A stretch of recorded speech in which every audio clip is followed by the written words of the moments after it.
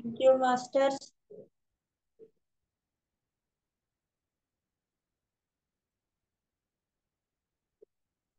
ನಮ್ಮೆಲ್ಲರ ಪ್ರೀತಿಯ ಗುರುಗಳಾದಂತಹ ಬ್ರಹ್ಮಶ್ರೀ ಪಿತಾಮಹ ಸುಭಾಷ್ ಪತ್ರಿಜಿ, ಸ್ವರ್ಣಮಾಲಾ ಪತ್ರಿ ಮೇಡಮ್, ಮೇಲಿನ ಲೋಕದ ಎಲ್ಲಾ masters, angels, senior pyramid masters, grand master Prabodha Achyut sir, Arun Kumar sir ಹಾಗೂ ಎಲ್ಲಾ ಧ್ಯಾನ ಬಂಧುಗಳಿಗೂ ನನ್ನ ನಮಸ್ಕಾರಗಳು. ಮಾಸ್ಟರ್ಸ್, ನನ್ನ ಹೆಸರು ಶ್ವೇತಾ ಲಮಾಣಿ. ನಾನಿವತ್ತು ಸೀತಾಯನ ಪುಸ್ತಕದ ಮುಂದುವರೆದ ಭಾಗ ಹೇಳ್ತಾ ಇದ್ದೀನಿ ಮಾಸ್ಟರ್ಸ್. ಇದನ್ನ ನಾವು ತಿಳ್ಕೊಂಡಿದ್ವಿ, ದೇನಾ ಮರಿಯಂ ಅನ್ನೋ ಒಬ್ಬ ಲೇಖಕಿ ಇದನ್ನ ಬರೆದಿದ್ದಾರೆ ಚಾನಲಿಂಗ್ ಮೂಲಕ ಸೀತಾ ಅವರಿಂದಾಗಿ. ಇದನ್ನ ಅವರು ಇಂಗ್ಲಿಷ್ ನಲ್ಲಿ ಬರೆದಿದ್ರು, ದ ಅನ್ಟೋಲ್ಡ್ ಸ್ಟೋರಿ ಆಫ್ ಸೀತೆಯ ಪಯಣ ಅಂತ. ಅದನ್ನ ಕನ್ನಡಕ್ಕೆ ಅನುವಾದ ಮಾಡಿದವರು ಡಾಕ್ಟರ್ ಜೀವನ್ಧರ್ ಕೇತಪ್ಪನವರ್ ಸರ್. ಅವರು ನಮ್ಗೆಲ್ಲ ಕನ್ನಡದಲ್ಲಿ ಅನುವಾದಿಸಿ ಕೊಟ್ಟಿದ್ದಾರೆ ಮಾಸ್ಟರ್ಸ್. ಇದನ್ನ ನಾವು ದೇನಾ ಮರಿಯಂ ಮಾಸ್ಟರ್ ಅವರು ತಮ್ಮ ಆಗಿನ ಒಂದು ಜನ್ಮದಲ್ಲಿ ಸೀತಾಮಾತೆಯ ಸೇವಕಿಯಾಗಿದ್ರು, ಮೀನಾಕ್ಷಿ ಅಂತ ಹೇಳಿ. ಅವ್ರ ಬಗ್ಗೆ ನಾವು ಸ್ವಲ್ಪ ತಿಳ್ಕೊಂಡಿದ್ವಿ, ಅದೇ ಮುಂದುವರಿದ ಭಾಗ ನಾನು ಹೇಳ್ತಾ ಇದ್ದೀನಿ ಮಾಸ್ಟರ್ಸ್. ಅಂದ್ರೆ ಮೀನಾಕ್ಷಿ ಅವಳಿಗೆ ತಂದೆಯ ಬಗ್ಗೆ ತುಂಬಾ ನೋವಿತ್ತು. ಅವರು ನನ್ನನ್ನ ಪ್ರೀತಿಸುವುದಿಲ್ಲ, ಎಲ್ಲಾ ಕೆಲಸಗಳನ್ನ ಮಾಡಿಸ್ತಾರೆ, ಹಾಗೆಲ್ಲ ಅವಳಿಗೆ ತಂದೆಯ ಬಗ್ಗೆ ಬೇಜಾರಿತ್ತು ಮಾಸ್ಟರ್ಸ್. ಅದನ್ನ ಇವಾಗ ಸಂದರ್ಭದ ಅನುಸಾರವಾಗಿ ಮುಂದಿನದನ್ನ ನೋಡೋಣ. ಹೀಗೆ ಒಂದ್ಸಲ ಮೀನಾಕ್ಷಿ ಅವರ ತಂದೆಯು ಸೇವಕರಾಗಿ ಕೆಲಸ ಮಾಡ್ತಿರ್ತಾರೆ ಜನಕ ಬಾಬಾ ಅವರ ಅರಮನೆಯಲ್ಲಿ. ಕೆಲಸ ಮಾಡ್ಬೇಕಾದ್ರೆ ಒಂದಿನ ಏನಾಯ್ತು, ನೆಲ ಒರೆಸುವ ಒಬ್ಬ ಸೇವಕಿ ಇರ್ಲಿಲ್ಲ. ಅದಕ್ಕೋಸ್ಕರ ಮೀನಾಕ್ಷಿಯ ತಂದೆ ತನ್ನ ಮಂಡಿಯೂರಿ ಪೂರ್ತಿ ನೆಲವನ್ನ ಒರೆಸ್ತಾ ಇದ್ರು. ಯಾಕಂದ್ರೆ ಜನಕ ಬಾಬಾ ಅವರು ರಾಜ ಅಲ್ವಾ, ಅವ್ರು ಬರ್ತಾರೆ, ಇವಾಗ ತಯಾರಿ ಇನ್ನು ಮುಗ್ದಿಲ್ಲ ಅಂತ ಹೇಳಿ ಅವರು ತಮ್ಮ ಮಂಡಿಯೂರಿ ನೆಲ ಒರೆಸ್ತಾ ಇದ್ರು ತಾವೇ ಕೆಳಗಡೆ ಕುತ್ಕೊಂಡು. ಅದನ್ನ ಮೀನಾಕ್ಷಿ ನೋಡಿದ್ಲು. ತನ್ನ ತಂದೆಯು ಕೆಳಗಡೆ ಕುತ್ಕೊಂಡು ಹೀಗೆಲ್ಲ ನೆಲ ಒರೆಸ್ತಿದಾರಲ್ಲ, ಅವಳಿಗೆ ಇಷ್ಟ ಆಗ್ಲಿಲ್ಲ. ಅವಳು ಅನ್ಕೋತಾಳೆ, ಇದನ್ನ ಯಾಕೆ ನಮ್ ತಂದೆ ಈ ರೀತಿ ಕ್ಷುಲ್ಲಕ ಸಣ್ಣ ಕೆಲಸ ಯಾಕೆ ಮಾಡ್ತಿದ್ದಾಳೆ, ಅವಳಿಗೆ ಸಮಾನ ಭಾವದಿಂದ ತಗೋಬೇಕು ಅನ್ನೋ ಇನ್ನೂ ಮನೋಭಾವನೆ ಬಂದಿರ್ಲಿಲ್ಲ. ಅವಳು ಹೇಳ್ತಾಳೆ, ನಮ್ ತಂದೆ ಯಾಕೆ ಈ ತರದನ್ನೆಲ್ಲ ಯಾಕೆ ಕೆಲಸ ಮಾಡ್ತಿದ್ದಾರೆ, ಅವರೇ ಯಾಕೆ ಮಾಡ್ಬೇಕು. ಆಮೇಲೆ ಧೈರ್ಯ ಮಾಡಿ ಹೋಗಿ ಕೇಳ್ತಾಳೆ ಮಾಸ್ಟರ್ಸ್ ಅವ್ರ ತಂದೆಗೆ, ಅಪ್ಪಾಜಿ ಯಾಕೆ ಈ ತರ ನೀನು ಈ ಕೆಲಸ ಎಲ್ಲ ಮಾಡ್ತಿದೀಯಾ ಅಂತ ಹೇಳ್ತಾಳೆ. ಏನಾಯ್ತು ಮಗಳೇ ಅಂತ ಅವರು ಮೀನಾಕ್ಷಿ ಕೇಳ್ಬೇಕಾದ್ರೆ ಅವಳು ಹೇಳ್ತಾಳೆ, ಈ ರೀತಿ ನೀವು ಕೆಲಸ ಮಾಡ್ತಾ ಇದ್ರೆ ನೋಡೋರೆಲ್ಲ ಏನ್ ಹೇಳ್ಬೇಕು ಅಂತ ಹೇಳ್ತಾಳೆ. ಅವಾಗ ಅವ್ರ ತಂದೆ ಮೀನಾಕ್ಷಿ ಹೇಳ್ತಾರೆ, ಅಲ್ಲ ಕಂದ, ನಾನ್ ನಿನಗೆ ಕಲ್ಸಿದ್ದು ಇದೇನಾ, ಬೇರೆಯವರೆಲ್ಲ ಏನ್ ನೋಡ್ತಾರೆ ಅನ್ನೋದನ್ನ ನೀನು ನನಗ್ ಹೇಳ್ತಾ ಇದೀಯಾ, ನಿನ್ನ ಮಾತು ನನಗೆ ಆಶ್ಚರ್ಯ ಅಂತ ಅನಿಸ್ತಾ ಇದೆ. ನಾನ್ ನಿನಗ್ ಕಲ್ಸ್ಕೊಟ್ಟಿರೋದು ಇದೇನಾ, ನೀನು ನನ್ನಿಂದ ಕಲ್ತಿರೋದು ಇದೇನಾ ಅಂತ ತಂದೆ ಮೀನಾಕ್ಷಿಗೆ ಹೇಳ್ತಾರೆ ಮಾಸ್ಟರ್ಸ್.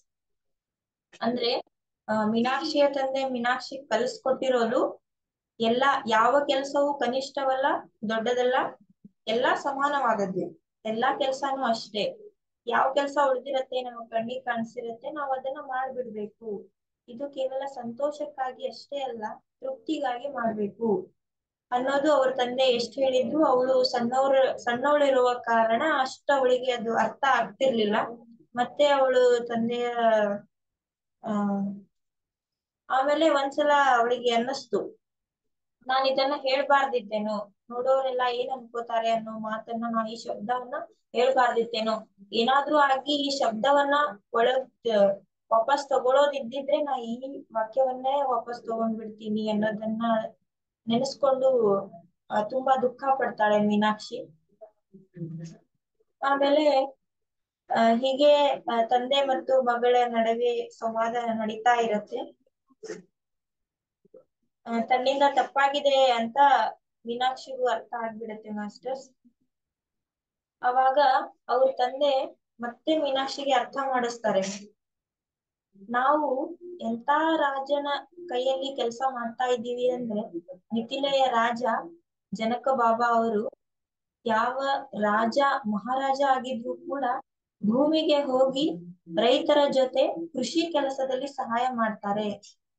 ಅಂತಹ ರಾಜನ ಕೈ ಅಲ್ಲಿ ನಾವು ಕೆಲಸ ಮಾಡ್ತಾ ಇದ್ದೀವಿ. ಅವರ ಜೊತೆ ಇರ್ಬೇಕಾದ್ರೆ ನಾವು ಕೆಲಸದಲ್ಲಿ ತಾರತಮ್ಯ ಮಾಡಿದ್ರೆ ಅವರಿಂದ ನಾವು ಏನ್ ತಿಳ್ಕೊಂಡಾಗಾಯ್ತು ಅನ್ನೋದನ್ನ ತಂದೆ ಮೀನಾಕ್ಷಿಗೆ ಹೇಳ್ತಾರೆ. ಅವರು ಜನಕ ಬಾಬಾ ಅವರು ಹೊಲಕ್ಕೆ ಹೋಗಿ ರೈತರಿಗೆ ಹೇಗೆ ಮಣ್ಣನ್ನ ತಿರುಸಿ ಹಾಕುವುದು ಎಂದು ತೋರಿಸುತ್ತಾರೆ.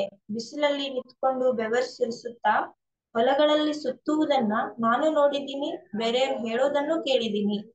ಅಂತಹ ರಾಜ ಅವರು, ಅದಕ್ಕೆ ಅವರನ್ನ ರಾಜ ಋಷಿ ಅಂತ ಹೇಳ್ತಾರೆ. ತುಂಬಾ ಸರಳವಾದ ಜೀವನವನ್ನ ಜನಕ ಬಾಬಾ ಅವರು ಮಾಡ್ತಾರೆ. ಅಂತಹ ರಾಜನ ಕೈಯಲ್ಲಿ ಕೆಲಸ ಮಾಡೋರು ನಾವು. ಅದಕ್ಕೆ ಕೆಲಸಕ್ಕೆ ಯಾವತ್ತು ಯಾವುದೇ ತಾರತಮ್ಯ ಮಾಡಬಾರದು, ಪ್ರೀತಿಯಿಂದ ಕೆಲಸ ಮಾಡ್ಬೇಕು. ಯಾವುದೇ ಕೆಲಸ ಇರ್ಲಿ, ಕಣ್ಮುಂದೆ ಇದೆ ಖಾಲಿ ಇದೆ ಅಂದ್ರೆ ನಾವ್ ಅದನ್ನ ಮಾಡ್ಬಿಡ್ಬೇಕು. ಮತ್ತೆ ನಮ್ಮ ಕರ್ತವ್ಯ ಏನು ಅಂದ್ರೆ, ಜನಕ ಬಾಬಾ ಅವರಿಗೆ ಯಾವುದೇ ಕಷ್ಟ ಆಗದೆ ಇರೋ ಹಾಗೆ ನಮ್ಮ ಕೆಲಸ ಎಲ್ಲವನ್ನ ನಾವು, ನಮ್ ಕರ್ತವ್ಯವನ್ನ ನಾವು ಮಾಡ್ಕೊಂಡ್ರೆ ಅವರಿಗೂ ಒಂದ್ ಸಹಾಯ ಆಗತ್ತೆ. ಅವರು ನಮ್ಮ ಮೇಲೆ ಗಮನವನ್ನ ಕೊಡದೆ ತಮ್ಮ ಶಾಸನಗಳ ಮೇಲೆ ಎಲ್ಲ ಗಮನ ಕೊಡೋದಕ್ಕೆ ಅವರಿಗೂ ಸಮಯ ಸಿಗತ್ತೆ. ಹಾಗಾಗಿ ನಾವು ನಮ್ ಯಾವುದೇ ಕೆಲಸವನ್ನ ಉಳಿಸ್ಕೊಳ್ಳಾರ್ದೆ, ಜನಕ ಬಾಬಾ ಅವರಿಗೆ ತೊಂದರೆ ಆಗ್ಲಾರ್ದೆ ನಮ್ಮ ಕೆಲಸ ನಮ್ಮ ಕರ್ತವ್ಯವನ್ನ ಸರಿಯಾಗಿ ಮಾಡ್ಕೋಬೇಕು ಮೀನಾಕ್ಷಿ ಅಂತ ಹೇಳಿ ತಂದೆ ಮೀನಾಕ್ಷಿಗೆ ಹೇಳ್ತಾರೆ ಮಾಸ್ಟರ್ಸ್.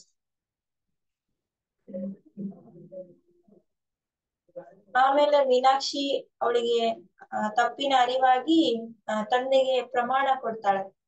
ನಾನು ಎಂದೂ ಇನ್ಮೇಲೆ ಈ ರೀತಿ ಮಾಡಲ್ಲ ಅಂತ ಹೇಳಿ, ನಾನು ಇದನ್ನ ಅರ್ಥ ಮಾಡ್ಕೊಳ್ಳೋ ಪ್ರಯತ್ನ ಮಾಡ್ತೀನಿ ಅಪ್ಪ ಅಂತ ಹೇಳಿ ತಂದೆಗೆ ಮೀನಾಕ್ಷಿ ಪ್ರಮಾಣವನ್ನ ಕೊಡ್ತಾಳೆ ಮಾಸ್ಟರ್ಸ್.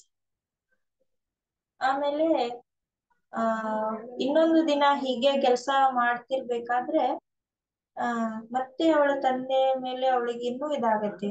ಯಾಕೆ ನಮ್ಮ ತಂದೆ ಅವ್ರಿಗಿಂತಾನು ಕೆಳಗಿರೋ ಸೇವಕರ ಕೆಲಸವನ್ನ ಯಾಕೆ ಅವ್ರು ಮಾಡ್ತಿದ್ದಾರೆ ಅನ್ನೋದು.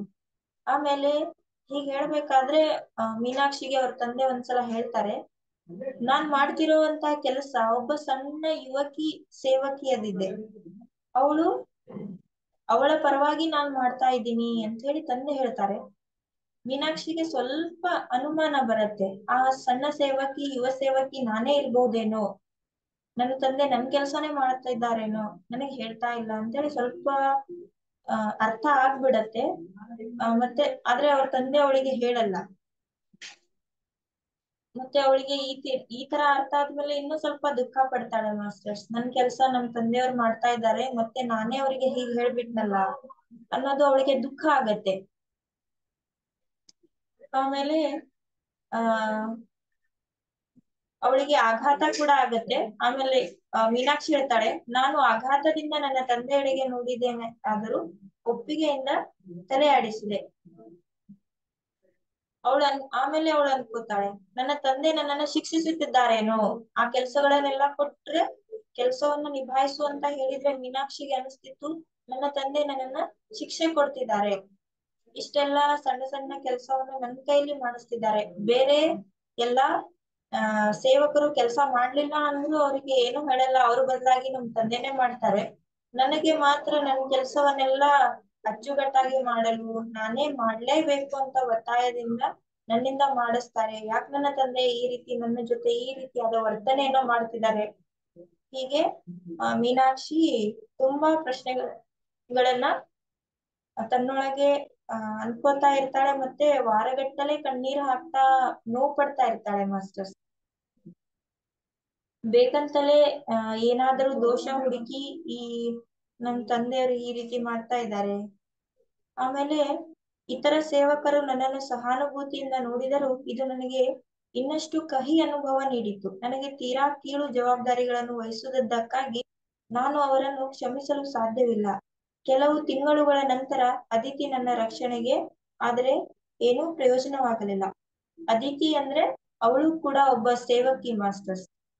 ಆ ಜನಕ ಬಾಬಾ ಅವರ ಅರಮನೆಯಲ್ಲಿ ಅಡಿಗೆ ಆ ಸಹಾಯಕಳಾಗಿ ಕೆಲಸ ಮಾಡ್ತಿರ್ತಾಳೆ ಅದಿತಿ. ಆದ್ರೆ ಮೀನಾಕ್ಷಿಯ ಒಂದು ಸಹ ಪಾಲನೆ ಕೂಡ, ಅದರಲ್ಲಿಯೂ ಅವಳ ಒಂದು ಆ ಕೈಯೂ ಕೂಡ ಇದೆ ಮಾಸ್ಟರ್ಸ್. ಆಮೇಲೆ ಅದಿತಿ ಅವರ ಮೀನಾಕ್ಷಿಗೆ ಅವ್ರ ತಂದೆ ಏನೋ ಹೇಳ್ತಿರ್ಬೇಕಾದ್ರೂ ಅದಿತಿಯು ಸುಮಾರು ಸಲ ಮಧ್ಯ ಪ್ರವೇಶಿಸಿ, ಅವಳು ಸಣ್ಣವಳಿದ್ದಾಳೆ ಮೀನಾಕ್ಷಿ ಅಂತ ಹೇಳಿ ಅವಳ ಪರ ವಹಿಸೋದಕ್ ಹೋದ್ರುನು ಅದು ಪ್ರಯೋಜನ ಆಗ್ತಿರ್ಲಿಲ್ಲ. ಯಾಕಂದ್ರೆ ಅವ್ರ ತಂದೆ ಅವ್ರ ಮಾತು ಕೇಳ್ತಿರ್ಲಿಲ್ಲ. ಅವರಿಗೆ ಅನ್ಸಿದ್ದನ್ನೇ ಮೀನಾಕ್ಷಿಗೆ ಅವ್ರ ತಂದೆ ಕೆಲಸ ಮಾಡಿಸ್ತಿದ್ರು. ಯಾವುದೇ ಕೆಲಸಗಳಲ್ಲಿ ಯಾವ ತಾರತಮ್ಯವೂ ಇಲ್ಲ ಎಂಬುದನ್ನು ಅವಳು ಅರಿತುಕೊಂಡಾಗ ಅವಳನ್ನು ಮರು ನಿಯೋಜನೆ ಮಾಡುತ್ತೇನೆ ತಂದೆಯು ಹೇಳಿದನು. ಅವ್ರ ತಂದೆ ಹೇಳ್ತಾರೆ, ಮೀನಾಕ್ಷಿ ಯಾವುದೇ ಕೆಲಸದಲ್ಲಿ ತಾರತಮ್ಯ ಮಾಡದೆ ಎಲ್ಲಾ ಕೆಲಸನೂ ಅಷ್ಟೇ ಅನ್ನೋದು ತಿಳ್ಕೊಂಡ ಮೇಲೆ ನಾನು ಅವಳಿಗೆ ಬೇರೆ ಕೆಲಸಕ್ಕೆ ನಿಯೋಜನೆ ಮಾಡುತ್ತೇನೆ ಅಂತ ಹೇಳಿ ಅವ್ರ ತಂದೆ ಅದಿತಿಗೆ ಹೇಳ್ತಾರೆ.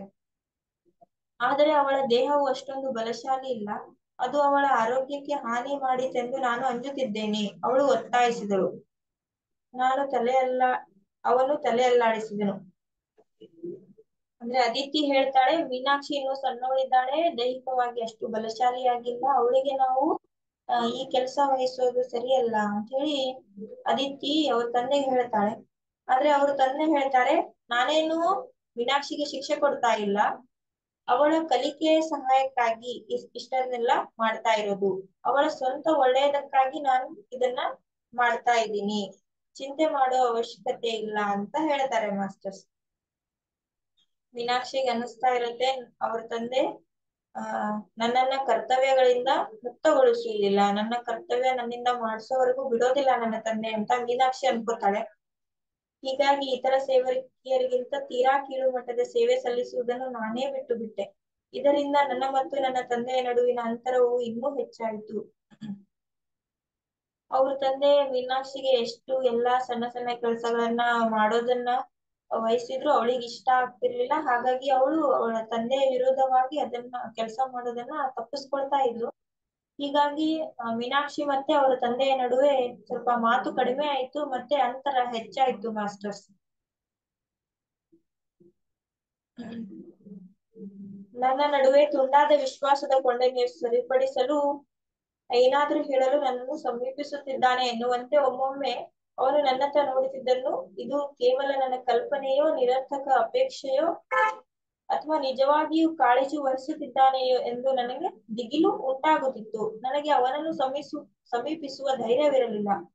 ಶೂನ್ಯಾಕಾಶದ ಕತ್ತಲೆಯಲ್ಲಿ ಪರಸ್ಪರ ಹಾದು ಹೋಗುವ ಗ್ರಹಗಳಂತೆ ನಾವು ಉಳಿದಿದ್ದೇವೆ. ಕೇವಲ ಶುಭಾಶಯಗಳ ವಿನಿಮಯವಿತ್ತು ಅಷ್ಟೇ, ಜಾಸ್ತಿ ಮಾತಾಡ್ತಿರ್ಲಿಲ್ಲ. 2 ವರ್ಷಗಳು ಕಳೆಯುತ್ತವೆ. ಅದಿತಿಯ ಮಧ್ಯಪ್ರವೇಶದ ಅನೇಕ ಪ್ರಯತ್ನಗಳ ಹೊರತಾಗಿಯೂ ಏನೂ ಬದಲಾವಣೆ ಆಗಲಿಲ್ಲ. ಇದೇ ರೀತಿಯಾಗಿ ನನ್ನ ಜೀವನವನ್ನು ಕಳೆಯಲು ನಾನು ಉದ್ದೇಶಿಸಿದ್ದೇನೆಯೇ ಎಂದು ನಾನು ಆಶ್ಚರ್ಯಗೊಳ್ಳತೊಡಗಿದೆನು. ಕೊನೆಗೆ ನನಗೆ ತೋಚಿದಂತೆ ಮಾತನಾಡಲು ಧೈರ್ಯವನ್ನು ಒಟ್ಟುಗೂಡಿಸಿಕೊಂಡು ತಂದೆಯನ್ನು ಕೇಳಿದೆ, ಅಪ್ಪ, ಅದಿತಿಯ ಅಡಿಯಲ್ಲಿ ಅಡುಗೆ ಮನೆಯಲ್ಲಿ ನಾನು ಕೆಲಸ ಮಾಡಬಹುದು, ನಾನದನ್ನು ನಿಜವಾಗಿಯೂ ಇಷ್ಟಪಡುತ್ತೇನೆ. ಅಂದ್ರೆ ಅವ್ರ ತಂದೆ ಹೇಳ್ತಾ ಇರುವಂತ ನೆಲ ಒರೆಸೋದು ಆ ತರದ ಕೆಲಸ ಎಲ್ಲ ಅವಳಿಗೆ ಇಷ್ಟ ಆಗ್ತಿರ್ಲಿಲ್ಲ. ತುಂಬಾ ಅಥವಾ ಕ್ಷುಲ್ಲಕ ಕೆಲಸಗಳು ಅಂತ ಮೀನಾಕ್ಷಿಗೆ ಅನಿಸ್ತಾ ಇತ್ತು. ಹಾಗಾಗಿ ಧೈರ್ಯ ಮಾಡಿ ಅವಳು ಕೇಳ್ತಾಳೆ, ಅಪ್ಪ, ನಾನು ಅದಿತಿಯ ಒಂದು ಅಡಿಯಲ್ಲಿ ಅಡಿಗೆ ಕೆಲಸ ಎಲ್ಲ ಮಾಡಬಹುದಾ, ಅದು ನನಗಿಷ್ಟ ಅಂತ ತಂದೆಗೆ ಪರ್ಮಿಷನ್ ಕೇಳ್ತಾಳೆ ಮಾಸ್ಟರ್ಸ್ ಮೀನಾಕ್ಷಿ. ಅವಾಗ ಅವ್ರ ತಂದೆ ಮೀನಾಕ್ಷಿ ಹೇಳ್ತಾರೆ, ಮೀನಾಕ್ಷಿ, ನಿನ್ನ ಜವಾಬ್ದಾರಿಗಳಿಂದ ನಿನಗೆ ಅಸಂತೋಷವಿದೆಯೇ? ಅವಾಗ ಮೀನಾಕ್ಷಿ ಉತ್ತರ ನೀಡಲಿಲ್ಲ. ಅವರು ಸಮಾಧಾನದಿಂದ ಮುಂದುವರೆಸಿದರು, ಆ ಕೆಲಸಗಳು ನಿನಗೆ ಅತಿ ಅನಿಸಿದರೆ ಬಹುಶಃ ನಾನು ನಿನ್ನನ್ನು ಬಿಡುಗಡೆಗೊಳಿಸಿ ಅವುಗಳನ್ನು ನಾನೇ ವಹಿಸಿಕೊಳ್ಳಬೇಕಾಗುತ್ತದೆ. ಅವಾಗ ಮತ್ತೆ ಮೀನಾಕ್ಷಿ ಅವ್ರ ತಂದೆನೆ ನಾನೇ ಮಾಡ್ಬಿಡ್ತೀನಿ, ಆಯ್ತು ಈ ಕೆಲಸ ಎಲ್ಲ ನೀನ್ ಮಾಡೋದಿಲ್ಲ ಅಂದ್ರೆ ಅಂತ ಹೇಳ್ಬೇಕಾದ್ರೆ, ಇಲ್ಲ ಅಪ್ಪ, ನಾನ್ ಹಾಗೆ ಹೇಳಲಿಲ್ಲ, ನಾನ್ ಮಾಡ್ತೀನಿ ಅಂತೇಳಿ ಮತ್ತೆ ಹೇಳ್ತಾಳೆ. ಆತುರದಿಂದ ಅವನಿಗೆ ವಿಶ್ವಾಸ ನೀಡಿದೆ. ಭಾವನೆಗಳಿಗೆ ಧಕ್ಕೆಯುಂಟು ಮಾಡುವಾಗ ನನ್ನ ತಾರ್ಕಿಕ ವಿಧಾನವು ತಕ್ಷಣವೇ ನಿರ್ಗಮಿಸತೊಡಗಿತು. ಅವನೇಕೆ ನನ್ನನ್ನು ಅರ್ಥ ಮಾಡಿಕೊಳ್ಳುತ್ತಿಲ್ಲ ಅಂತೂ ತಂದೆಯ ಬಗ್ಗೆ ಕ್ವಶನ್ ಮಾಡ್ತಿರ್ತಾಳೆ ಮಾಸ್ಟರ್ಸ್. ಅವರು ನನಗೆ ಇಷ್ಟೊಂದು ಕಷ್ಟವನ್ನು ಏಕೆ ಉಂಟು ಮಾಡಬೇಕಾಗಿತ್ತು ಮತ್ತು ನಾನು ವಿಚಾರವಿಲ್ಲದೆ ಮಾತನಾಡಿದೆ. ಅಪ್ಪ, ನನ್ನನ್ನೇಕೆ ನೀನು ಶಿಕ್ಷಿಸುತ್ತಿರುವೆ? ನಾನೇನು ಅಂತಹ ಮಹಾ ತಪ್ಪು ಮಾಡಿದ್ದೇನೆ? ನನ್ನ ಕುರಿತು ನಿನಗೆ ಏನೂ ಅನಿಸುವುದಿಲ್ಲವೇ? ನಾನು ನಿನ್ನನ್ನು ಪ್ರಶ್ನಿಸಿ ಒಂದು ತಪ್ಪು ಮಾಡಿದ್ದೆ, ಅದು ಒಪ್ಪಿಕೊಳ್ಳುತ್ತೇನೆ, ಅದಕ್ಕಾಗಿ ನಾನಿದ್ದೀನಲ್ಲವೇ? ತಂದೆ ಹೇಳ್ತಾರೆ, ನಿನ್ನನ್ನು ಶಿಕ್ಷಿಸು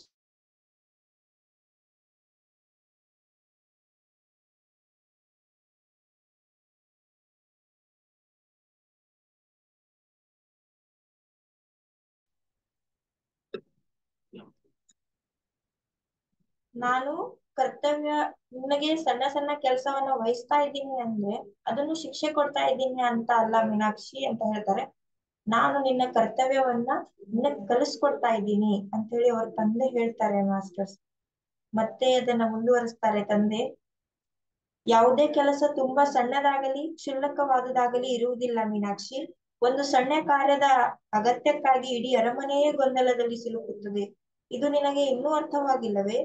ನೀನು ಮಹಾರಾಜರ ಅಗತ್ಯಗಳಿಗೆ ಸೇವೆ ಸಲ್ಲಿಸಿದಂತೆಯೇ ಈ ನೆಲವನ್ನು ಒರೆಸುವ ಮೂಲಕ ನೀನು ಅರಮನೆಯ ಮತ್ತು ರಾಜ್ಯದ ಸೇವೆ ಸಲ್ಲಿಸಬಹುದು. ಕಾರ್ಯವನ್ನು ನಿರ್ವಹಿಸುವ ಮನೋಭಾವ ಮುಖ್ಯವೇ ಹೊರತು ಸ್ಥಾನಮಾನದ ಜವಾಬ್ದಾರಿಗಳಲ್ಲ.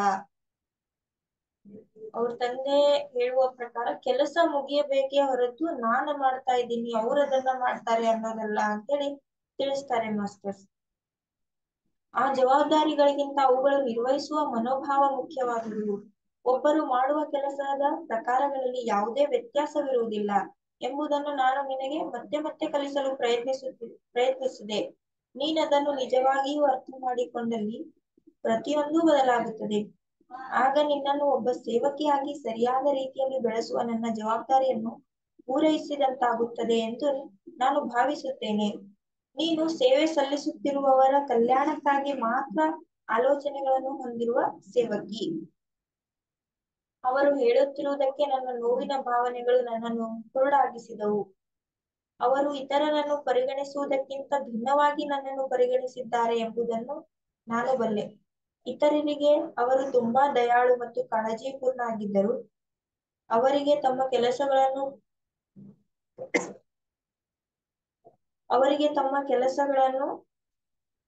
ದಯಾಪೂರ್ಣತೆಗಾಗಿ ಇತರರು ಅವನನ್ನು ಆರಾಧಿಸುತ್ತಿದ್ದರು. ಆದರೆ ಈ ಗುಣವನ್ನು ನನಗೆಂದೂ ತೋರಿಸಲಿಲ್ಲ. ಈ ರೀತಿಯಾಗಿ ಮೀನಾಕ್ಷಿಗೆ ಬೇಜಾರಾಗ್ತಾ ಇತ್ತು. ನೀನು ಇತರರಿಗೆ ಕಾಳಜಿ ವಹಿಸಿದಂತೆ ನನ್ನ ಕುರಿತು ವಹಿಸುವುದಿಲ್ಲ. ನಾನು ನಿನಗೆ ಎಳ್ಳಷ್ಟು ಮುಖ್ಯವಾಗಿಲ್ಲ ಎಂಬಂತೆ ನೀನು ನನ್ನ ಅಶ್ರದ್ಧೆಯಿಂದ ನೋಡುತ್ತೀ ಮತ್ತು ಯಾವಾಗಲೂ ಇದೇ ರೀತಿಯಾಗಿದೆ. ನಾನು ಅಳುತ್ತಲೇ ಕೋಣೆಯಿಂದ ಓಡಿ ಹೋದೆ. ಈ ರೀತಿ ಹೇಳಿ ಮೀನಾಕ್ಷಿ ಅವ್ರ ತಂದೆಗೆ ಅಳ್ತಾ ಹೋಗ್ಬಿಡ್ತಾಳೆ ಮಾಸ್ಟರ್ಸ್. ತನ್ನ ಒಳಗಿದ್ದ ದುಃಖವನ್ನ ಹೊರಗಡೆ ಹಾಕಿ ತಂದೆಗೆ ಹೇಳಿ ಆಮೇಲೆ ಅವ್ರ ತಂದೆ ಕರೀತಾರೆ ಮೀನಾಕ್ಷಿ ಮೀನಾಕ್ಷಿ ಅಂತ. ಎಷ್ಟು ಸಲ ಕರೆದ್ರೂ ಅವಳು ಹೋಗ್ಬಿಡ್ತಾಳೆ ಮಾಸ್ಟರ್ಸ್. ನನ್ನ ಬಾಯಿಯಿಂದ ಹೊರಬೀಳುವ ಶಬ್ದಗಳನ್ನು ನನ್ನಿಂದ ತಡೆಯುವುದು ಆಗಲಿಲ್ಲ. ಹಿರಿಯರಿಗೆ ತನ್ನ ತಂದೆಗೆ ಕಠೋರವಾಗಿ ಮಾತನಾಡುವುದು ಗಂಭೀರವಾದ ಅಪರಾಧ. ಆದರೆ ಬಹಳ ಹಿಂದೆಯೇ ತಡೆ ಹಿಡಿಯಲ್ಪಟ್ಟಿದ್ದ ಭಾವನೆಗಳನ್ನು ನಾನು ಹಿಡಿದಿಟ್ಟುಕೊಳ್ಳುವುದು ಸಾಧ್ಯವಾಗಲಿಲ್ಲ. ಮತ್ತೆ ಆದ್ರೂ ಅವ್ರ ತಂದೆ ಹಿಂದಿರುಗಿ ಬಾ ಮೀನಾಕ್ಷಿ ಅಂತ ಎಷ್ಟು ಕರೆದ್ರು ಅವರು ಮರಳಿ ಹೋಗೋದಿಲ್ಲ ಮಾಸ್ಟರ್ಸ್. ಮತ್ತು ಮೀನಾಕ್ಷಿ ಆ ದಿನ ತನ್ನೆಲ್ಲ ಕೆಲಸಗಳನ್ನ ಬಿಟ್ಟು ಇಡೀ ದಿನ ಅರಣ್ಯಕ್ಕೆ ಹೋಗಿ ಅಡಕೊಂಡ್ ಬಿಡ್ತಾಳೆ. ಅಲ್ಲೇ ಇದ್ಬಿಡ್ತಾಳೆ ತನ್ನ ತಂದೆಗೆ ಸಿಗ್ಬಾರ್ದು ಅಂತ ಹೇಳಿ. ಅವಳ ಮನಸ್ಸಲ್ಲಿ ಅನ್ಸತ್ತೆ ತನ್ನ ತಂದೆ ಅವಳಿಗೇನು ಕಾಳಜಿ ಮಾಡಿಲ್ಲ ಮತ್ತು ನಾನು ನನ್ನ ತಂದೆಗೆ ಕ್ಷಮಿಸೋದಿಲ್ಲ ಅಂತ ಹೇಳಿ ಕಾಡಲ್ಲೇ ಉಳಿಯುವಂತ ಒಂದ್ ಮನಸ್ಥಿತಿ ಅವಳಿಗೆ ಬಂದ್ಬಿಡತ್ತೆ. ಮತ್ತು ತನ್ನ ಮನಸ್ಸಲ್ಲೇ ಸಂಭಾಷಣೆಯನ್ನ ಮಾಡ್ತಾ ಇರ್ತಾಳೆ ಮೀನಾಕ್ಷಿ. ಆಮೇಲೆ ಅಲ್ಲೇ ಅರಣ್ಯದಲ್ಲೇ ಅವಳು ನಿದ್ರೆಗೆ ಹೋಗ್ಬಿಡ್ತಾಳೆ ಮಾಸ್ಟರ್ಸ್. ಹಲವು ಗಂಟೆಗಳು ಕಳೆಯುತ್ತೆ. ಆಮೇಲೆ ಮೀನಾಕ್ಷಿಗೆ ಯಾರೋ ಸ್ತ್ರೀ ಧ್ವನಿ ಕರೆದ ಹಾಗಾಗತ್ತೆ. ಕಾಡಲ್ಲಿ ಅವಳ ಹೆಸರು ಹಿಡಿದು ಮೀನಾಕ್ಷಿ ಅಂತ ಕರೆದ ಹಾಗಾಗತ್ತೆ. ಎಚ್ಚರಗೊಳ್ತಾಳೆ. ಆ ಮತ್ತೆ ಅನ್ಕೋತಾಳೆ, ನನ್ನ ತಂದೆ ಅದಿತಿಗೆ ಏನಾದ್ರೂ ಕಳ್ಸಿರ್ಬೇಕು, ನನ್ನ ಕರ್ಕೊಂಡ್ ಬಾ ಅಂತ ಹೇಳಿ. ಹೀಗಾಗಿ ಆದ್ರೆ ಮೀನಾಕ್ಷಿಗೆ ಅವಳ ತಂದೆ ನೋಡೋದಕ್ಕೆ ಇಷ್ಟ ಇರ್ಲಿಲ್ಲ. ಹಾಗಾಗಿ ಇಷ್ಟು ಬೇಗ ನಾನು ಅದಿತಿಗೆ ಸಿಗ್ಬಾರ್ದು, ನನ್ ತಂದೆ ಹತ್ರ ನಾನು ಹೋಗ್ಬಿಡ್ಬಾರ್ದು, ನನ್ ತಂದೆಗೆ ನನ್ ಮೇಲೆ ಕಾಳಜಿ ಇಲ್ಲ ಅಂತ ಹೇಳಿ ಅವಳು ಮತ್ತೆ ಅಡ್ಕೊಳ್ಳುವಂತ ಪ್ರಯತ್ನವನ್ನ ಮಾಡ್ತಾಳೆ ಮಾಸ್ಟರ್ಸ್. ಆಮೇಲೆ ಹೇಗೋ ಮಾಡಿ ಅದಿತಿಗೆ ಆ ಮೀನಾಕ್ಷಿ ಸಿಕ್ಬಿಡ್ತಾಳೆ.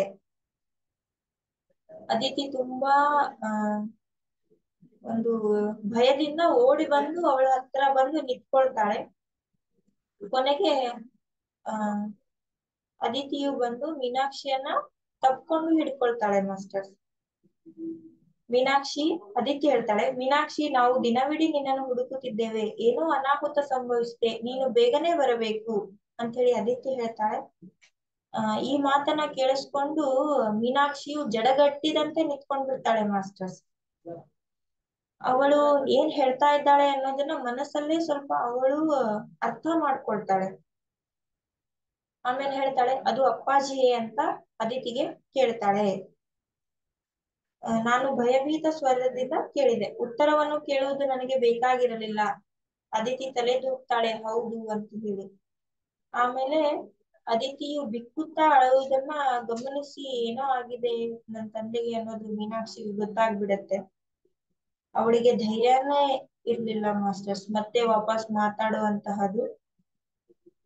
ಪಿಸುಗುಡ್ತಾಳೆ, ನನ್ನ ಪ್ರಿಯಳೇ, ನಿನ್ನ ತಂದೆಗೆ ಒಂದು ಅಪಘಾತ ಸಂಭವಿಸಿದೆ.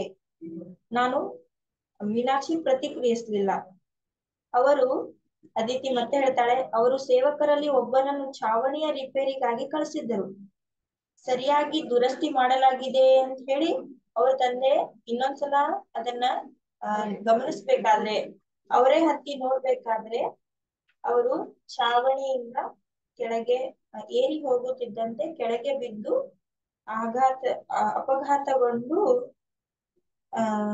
ಅಪಘಾತಗೊಂಡಿರ್ತಾರೆ ಮಾಸ್ಟರ್ಸ್. ಇದನ್ನ ಅದಿತಿಯು ಹೇಳ್ತಾಳೆ. ಆಮೇಲೆ ಮೀನಾಕ್ಷಿ ಸುಮ್ಮನಾಗ್ತಾಳೆ ಮತ್ತು ಪ್ರತಿಕ್ರಿಯಿಸಲು ತೀರಾ ದಿಗ್ಭ್ರಮೆಗೊಳ್ತಾಳೆ ಮಾಸ್ಟರ್ಸ್.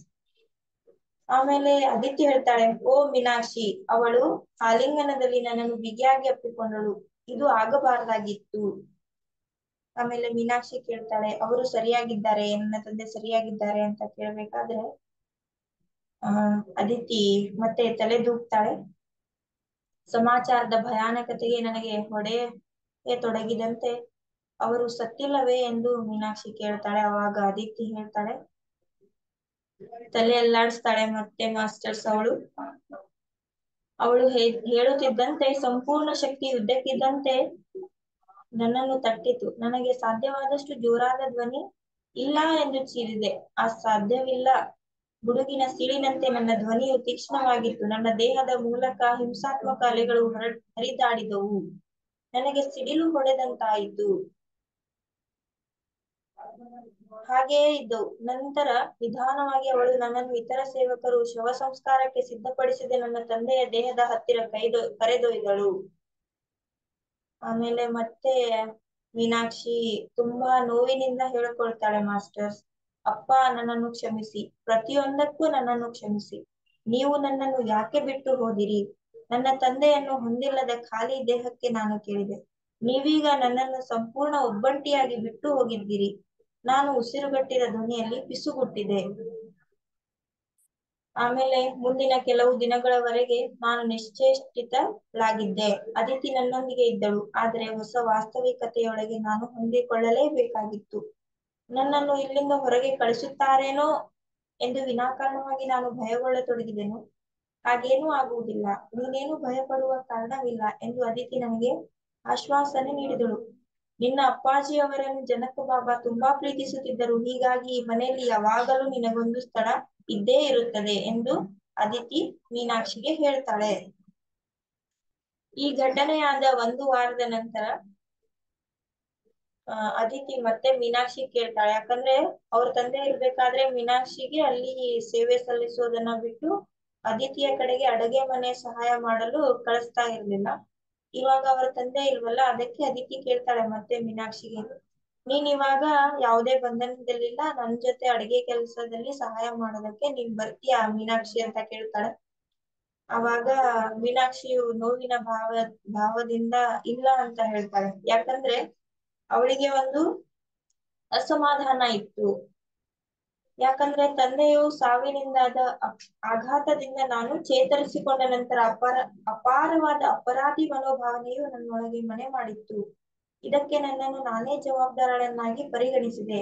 ನಾನು ಅವರೊಂದಿಗೆ ಕಟುವಾಗಿ ಮಾತನಾಡದಿದ್ದರೆ, ನಾನು ಇಲ್ಲಿಂದ ಅರಣ್ಯಕ್ಕೆ ಓಡಿ ಹೋಗದೇ ಇದ್ದರೆ, ಅವರು ಕರೆದ ತಕ್ಷಣವೇ ನಾನು ಮರಳಿ ಬಂದಿದ್ದರೆ, ಬಹುಶಃ ಅವರು ಈಗಲೂ ಜೀವಂತವಿರುತ್ತಿದ್ದರು.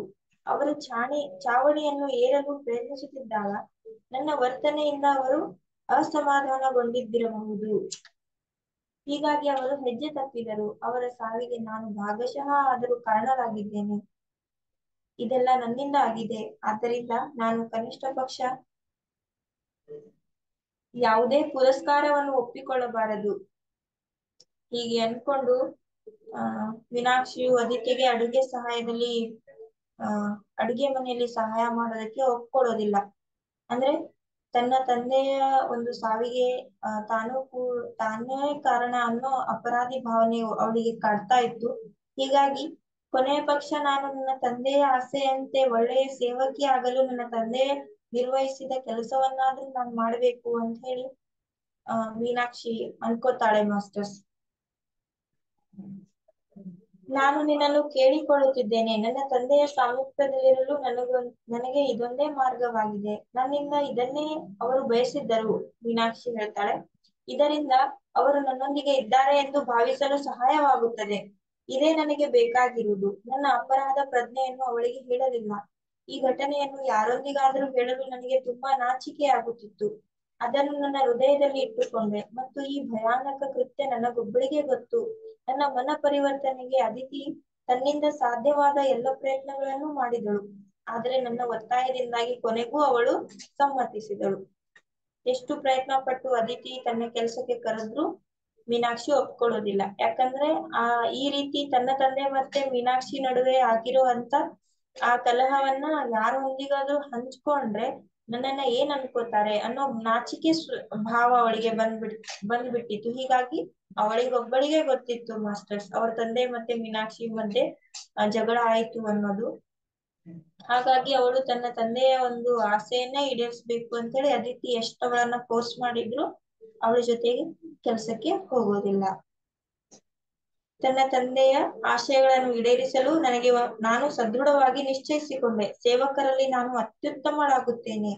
ನನ್ನ ಅತ್ಯಂತ ಅಪೇಕ್ಷಿತ ಕೆಲಸಗಳು ಮತ್ತು ಬೇರೆ ಕೆಲಸಗಳಲ್ಲಿ ಕಂಡುಬರುವ ತಾರತಮ್ಯ ಭಾವನೆಗಳಿಂದ ಅತೀತಳಾಗುವವರೆಗೆ ನಾನು ಅತ್ಯಂತ ನಿಮ್ನ ಸ್ತರದ ಕೆಲಸಗಳನ್ನು ನಿರ್ವಹಿಸುತ್ತೇನೆ. ನನ್ನ ನಿರ್ಣಯದ ಆಳವಾದ ಕಾರಣಗಳನ್ನು ನಾನು ದೂರ ತಳ್ಳಲು ಪ್ರಯತ್ನಿಸಿದಂತೆ ನನಗೆ ನಾನೇ ಹೀಗೆ ಹೇಳಿಕೊಂಡೆ. ನನ್ನ ತಂದೆಯ ಮಾನಸಿಕ ಶಾಂತಿಗೆ ನಾನು ಭಂಗ ತಂದಿರುವುದಕ್ಕೆ, ಅವರನ್ನು ನಾನು ಪ್ರಶ್ನಿಸಿರುವುದಕ್ಕೆ ಮತ್ತು ನಾನು ಮಾಡಿದ ತಪ್ಪಿಗಾಗಿ ನನ್ನನ್ನು ನಾನೇ ಶಿಕ್ಷಿಸಿಕೊಳ್ಳಲು ನಿಜವಾಗಿಯೂ ಪ್ರಯತ್ನಿಸುತ್ತಿದ್ದೇನೆ ಎಂಬ ಅಂಶದ ಬಗ್ಗೆ ಇರಲು ನಾನು ಪ್ರಯತ್ನಿಸಿದೆ. ಹೀಗೆ ನನ್ನ ಕರ್ತವ್ಯವನ್ನು ನಾನು ಪುನರಾರಂಭಿಸಿದೆ. ಹೀಗೆ ಅವಳು ತನ್ನ ಕೆಲಸ ತುಂಬಾ ಚೆನ್ನಾಗಿ ಮಾಡ್ಬೇಕು ಅನ್ಕೊಂಡು ಮೀನಾಕ್ಷಿಯು ಪ್ರತಿದಿನ ಬೇಗ ಹೇಳೋದು, ಎಲ್ಲ ಸೇವಕರಿಗಿಂತ ಬೇಗ ಹೇಳ್ತಾ ಇದ್ಲು. ಹಾಗೂ ಕೆಲ್ಸಕ್ಕೆ ಹೋಗಿ ತನ್ನೆಲ್ಲ ಕೆಲಸ ಮಾಡ್ಕೋತಾ ಇದ್ಲು. ಯಾರ ಜೊತೆನೂ ಹೆಚ್ಚಾಗಿ ಮಾತಾಡ್ತಾ ಇರ್ಲಿಲ್ಲ ಮಾಸ್ಟರ್ಸ್. ಮೀನಾಕ್ಷಿಗೆ ಗೊತ್ತಿತ್ತಲ್ಲ, ಯಾವಾಗ್ಲೂ ಅವ್ರ ತಂದೆ ರಾತ್ರಿ ಕೆಲಸ ಮುಗಿದ್ಮೇಲೆ ಜನಕ ಬಾಬಾ ಅವರ ಆಶೀರ್ವಾದವನ್ನ ಪಡ್ಕೊಂಡೇ ಮತ್ತೆ ರೂಮ್ಗೆ ಬರ್ತಾ ಇದ್ರು, ಕೋಣೆಗೆ ಬರ್ತಿದ್ರು. ಹೀಗಾಗಿ ಮೀನಾಕ್ಷಿಗೆ ಒಂದು ಪ್ರಶ್ನೆ ಏನು ಅಂದ್ರೆ, ಅವ್ರ ತಂದೆ ಮೊದ್ಲೆಲ್ಲ ಹೇಳ್ತಾ ಇದ್ರು, ಮೀನಾಕ್ಷಿ ತಂದೆ ಕೇಳಿದಾಗ, ಯಾಕಪ್ಪ ನೀನು ಪ್ರತಿದಿನ ಜನಕ ಬಾಬಾ ಅವರ ಆಶೀರ್ವಾದವನ್ನು ಪಡ್ಕೊಂಡೇ ಬರ್ತೀಯಾ, ಎಷ್ಟು ಲೇಟ್ ಆದ್ರೂ ಕೂಡ ಅವ್ರ ಆಶೀರ್ವಾದ ಪಡ್ಕೊಂಡೇ ಯಾಕೆ ಬರ್ತೀಯಾ ಅಂತೇಳಿ.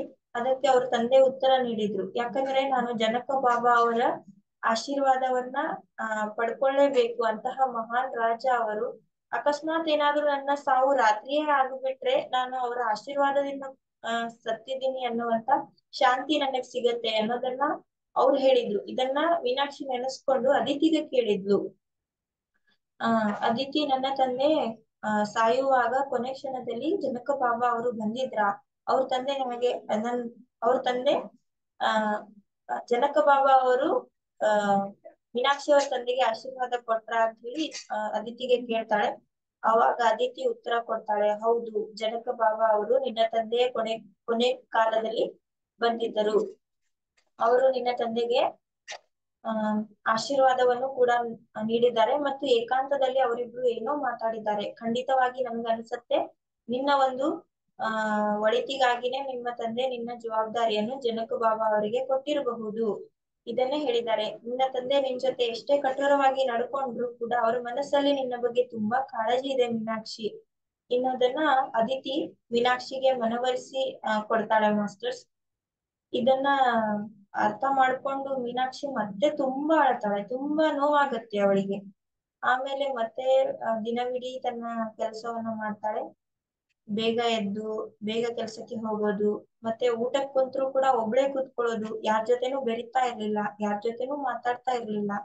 ಮತ್ತೆ ಬೇಗ ತನ್ನ ಕೆಲ್ಸ ಮುಗೀತು ಅಂದ್ರೆ ಯಾರ್ ಜೊತೆ ಕೂಡ ಮಾತಾಡದೆ, ಯಾರ ಜೊತೆನೂ ಬೆರೆಯುವುದೇ ತನ್ನ ರೂಮ್ಗೆ ಹೋಗ್ಬಿಡ್ತಾ ಇದ್ಲು. ಈ ರೀತಿಯಾಗಿ ಮೀನಾಕ್ಷಿ ತನ್ನ ಕೆಲ್ಸವನ್ನ ಮಾಡ್ಕೋತಾ ಇದ್ಲು ಮಾಸ್ಟರ್ಸ್. ಮುಂದಿನ ಭಾಗವನ್ನ ನಾವು ಮುಂದೆ ಮತ್ತೆ ಮೀನಾಕ್ಷಿಯ ಬಗ್ಗೆ ಸ್ವಲ್ಪ ಇದೆ ಮಾಸ್ಟರ್ಸ್. ಅದಾದ್ಮೇಲೆ ಸೀತಾಮಾತೆಯ ಬಗ್ಗೆ ಬರುತ್ತೆ, ಅವರ ಜನನ ಅದೆಲ್ಲ. ಅದನ್ನು ಮುಂದಿನ ಸಂಚಿಕೆಯಲ್ಲಿ ತಿಳ್ಕೊಳ್ಳೋಣ ಮಾಸ್ಟರ್ಸ್. ಎಲ್ಲಾರು ತುಂಬಾ ಪ್ರೀತಿಯಿಂದ ಕೇಳಿದಕ್ಕೋಸ್ಕರ ಥ್ಯಾಂಕ್ ಯು ಮಾಸ್ಟರ್ಸ್. ಎಲ್ರಿಗೂ ನಮಸ್ಕಾರ. Thank you masters.